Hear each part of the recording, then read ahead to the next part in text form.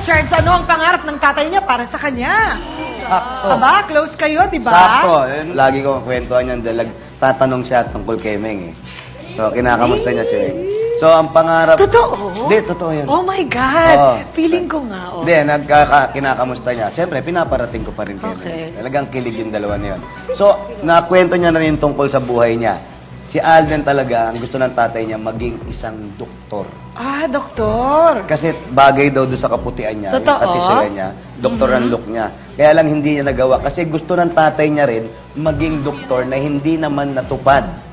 Ah. Kaya gusto niya si Alden ang magtuloy ng pagiging doktor. Okay, na-imagine ko ah. Oo, hindi kasi talaga. Kasi linis-linis eh. Correct, ang linis. No? Buti pa siya. Diba? Ilang yan. Kahit hindi maligo, malinis. Speaking of malinis, cue mo na yun. Ay, pangarap pala dati ng tatay ni Alden para sa kanya Ay? maging lawyer siya. Ayan. Oh. Nung bata kasi si Alden, itong tatay ni Alden, ni Papa Alden, nakulong pala sa barangay hall. Ayan. Ay, talaga? Yes. Dahil? Umakyat sa puno ng bayabas ng may bayabas. Oo. Yung tatay ni Alden? Yes. Ano gagawin? Wala, hindi ko alam. Bigla na ata umakyat sa puno ng bayabas, nireklamo ng kapitbahay, pinakulong. Ngayon, itong si Alden, bilang bata pa, siya ang nagtanggol sa tatay niya sa harap ng mga barangay tanod at kaya nakalabas yung tatay.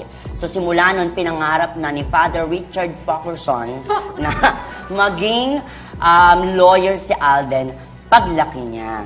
Antonieta. Piloto, Bakit? dahil mataas ang pangarap ng tatay niya para sa kanya. Komedyante ka, ha? So the answer is piloto. Kasi mataas, no? Oh, di ba? Piloto ang taas ng lilipad. Aeroplano. Oh. Max and Andrea sasagot na doktor, sabi ni Jose. Is it a fact or a bluff? Fact na fact na? Fact na fact. Love for fact nga ba, please reveal!